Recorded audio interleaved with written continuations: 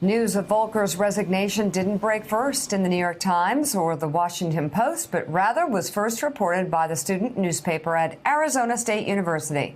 Joining us now, the man behind that Volker scoop, managing editor of the State Press and a junior at Arizona State University, Andrew Howard. So what can you tell us about how you got that big scoop, Andrew?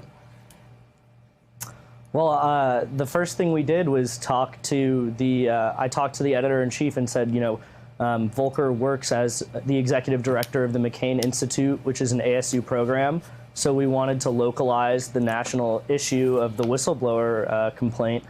And in that, our reporting led us to find that he was going to be leaving his position with the State Department. And so we just reported that as best as we could. We were really just doing our jobs, trying to localize a national issue.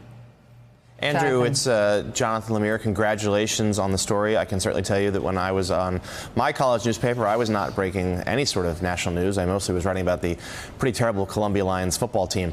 My question for you, though, is, you took this story. You obviously made it national news. Is this what you want? Tell us a little bit about yourself. Is this what you want to do? Is journalism what you feel like is your calling? Is it, and in particular, sort of political news like this? Yes, I do enjoy political reporting. I think journalism and reporting in general are so important to the world, and I think that's part of why it was important to us at the State Press to try and report this story in the first place, was because we thought that this would be of value to our readers, and I think that that's why I want to do journalism, and that's why everyone at the State Press wants to do journalism, is because we think it's so important, and it's something that we would all like to pursue in the long run, and hopefully, do well.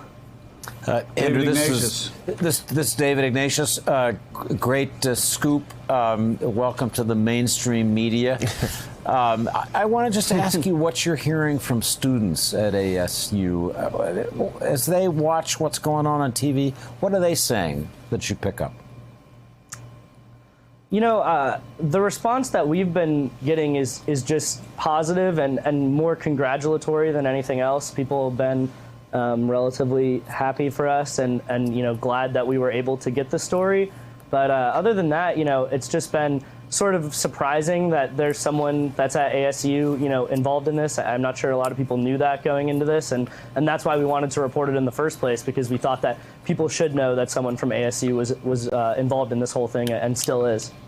Thanks for checking out MSNBC on YouTube, and make sure you subscribe to stay up to date on the day's biggest stories. And you can click on any of the videos around us to watch more from Morning Joe and MSNBC. Thanks so much for watching.